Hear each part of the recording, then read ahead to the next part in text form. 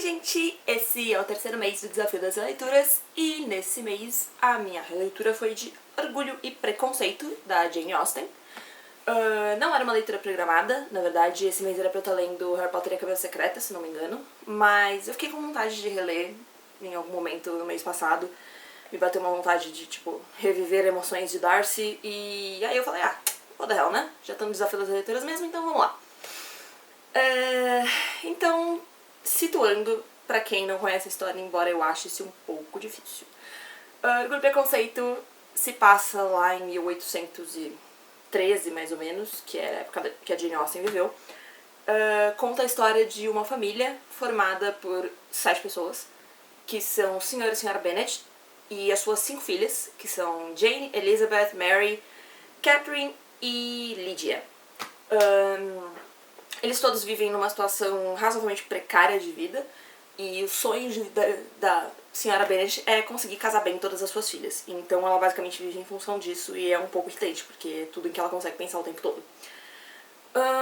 Até que um dia uma grande mansão que fica situada razoavelmente perto dali é alugada por um um rapaz, que é rico e dizem solteiro e bastante bonito. E ela vê nisso uma oportunidade e resolve jogar uma das filhas dela pra cima dele. Esse rapaz vem acompanhado de 2 irmãs, do cunhado e de um grande amigo dele, o Sr. William Darcy. E, enfim, nos encontros e desencontros da vida, esse rapaz que é o Charles Bingley, acaba se apaixonando pela filha mais velha dos Bennet, que é a Jane. E a Elizabeth, que é a nossa heroína, entra num conflito ali com o Sr. Darcy, porque ele é muito arrogante, muito prepotente, e ele em algum momento acaba meio que armando pra separar a irmã dela do Bingley. E, enfim, rolam várias coisas e, em suma, eles se odiavam e depois eles não se odeiam mais e eles se amam e é tudo lindo e alegria. É uma história bem difícil de resumir, porque acontecem várias coisas ao longo dela, não só com a Elizabeth e o Darcy, nem só com a Jane e o Bingley, mas com vários membros da família e com vários conhecidos da família. E a história toda se passa em mais ou menos um ano, então muita informação pra resumir. Mas eu imagino que todo mundo já conhece a história, se não de cor salteado, pelo menos um resumo básico. A primeira vez que eu li Orgulho e Preconceito foi quando saiu o filme de 2005, que é aquele que tem a Keira Knightley e o Matthew Macfadyen, que por sinal é a minha adaptação preferida. Foi em 2005, então já fazem quase 10 anos.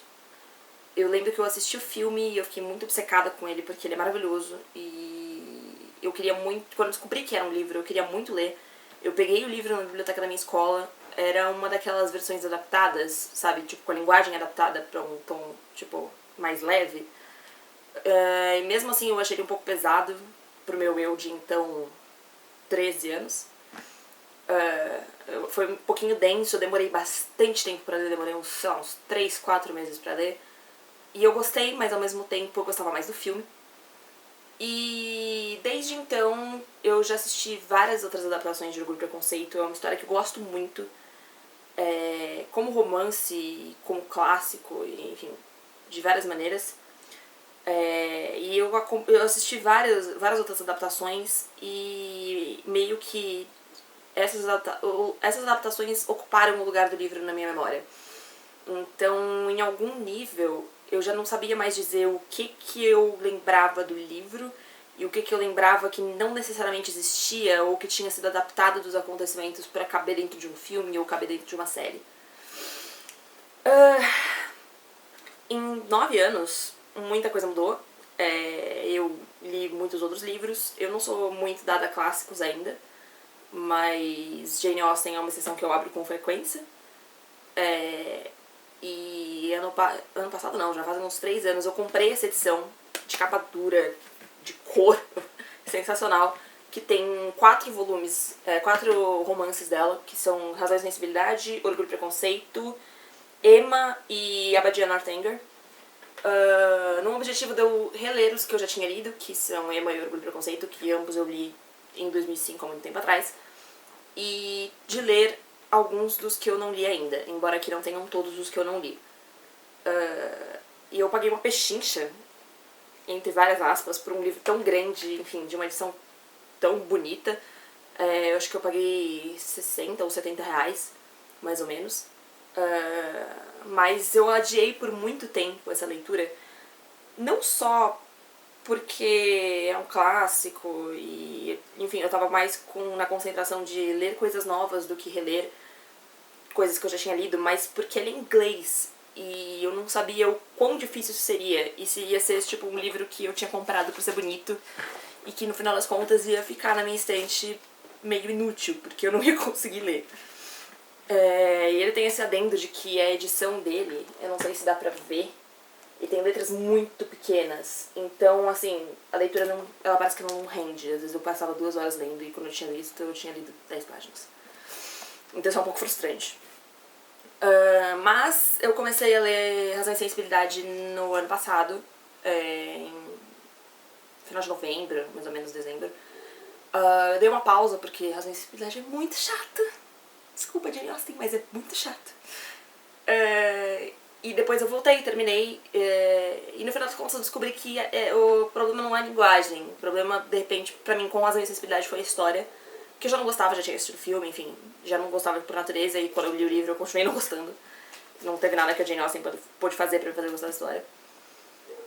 Mas o inglês em si foi bastante simples, teve muito pouca coisa que eu não consegui entender ou que eu não pudesse entender pelo contexto. Acho que não existiu uma situação assim. Mas até que foi uma leitura bem razoável, eu esperava alguma coisa bem pior. Então eu devo ser um pouquinho melhor em inglês do que eu imaginava que eu fosse. Apesar de eu estar bem acostumada. Vamos ver o que mais.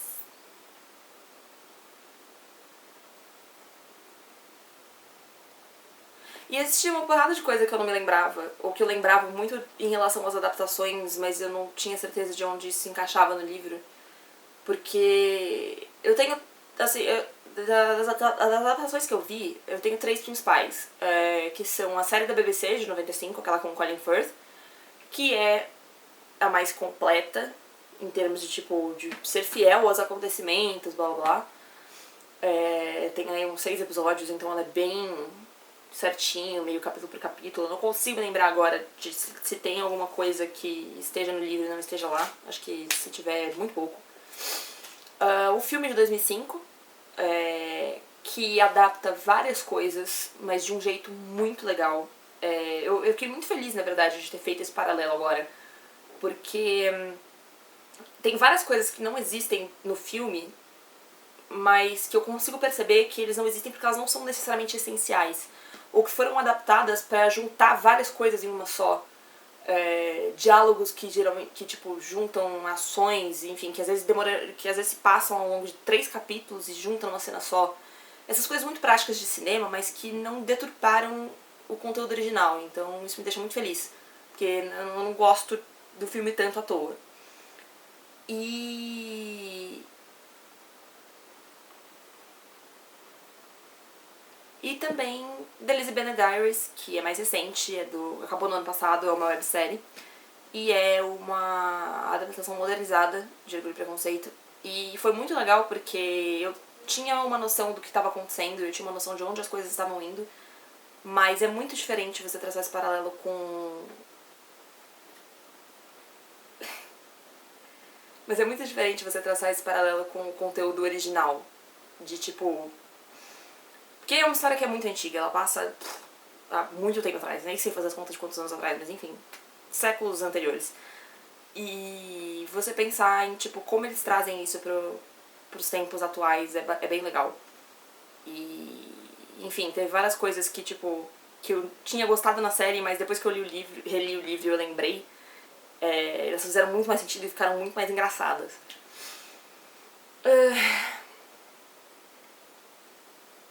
E também tinham aquelas coisas pequenas que eu não lembrava, tipo, que o nome da Kitty era Catherine. Tipo, a primeira vez que ela é citada como Catherine, queimou meia hora, assim, tipo, quem é essa pessoa? Que ela nunca apareceu antes, sabe? Por que estão chamando ela dentro dessa casa? Quem é essa menina? E aí, tipo, 3 linhas depois chamando ela de Kitty, eu fiquei tipo, meu Deus, ela tem outro nome. Eu lembrava que o Bingley tinha 2 irmãs, mas eu não lembrava que uma delas era casada. A Louisa, que é a irmã casada, ela, tipo, nem cheira nem fede. Então, super faz sentido ela ter sido excluída em todas as adaptações do mundo.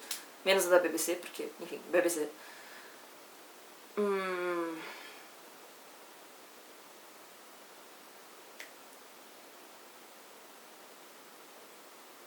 enfim, foi bacana reler. Eu gostei muito de, tipo, de que a minha experiência com os conteúdos reproduzidos de Orgulho e Preconceito não estragaram de forma alguma a minha leitura. Eu acho que eles só contribuíram pra fazer com que, tipo, ficasse mais legal e, enfim, eu relesse fazendo várias conexões e pensando em várias coisas. Foi uma experiência muito bacana. E eu li muito mais rápido do que eu li da primeira vez. Eu li em acho que umas 3 semanas, mais ou menos, 3, 4 semanas. E, enfim, agora eu tô ansiosa pra reler Emma e pra descobrir os outros romances da Jane Austen que eu não conheço ainda. Mas mês que vem eu continuo com Harry Potter.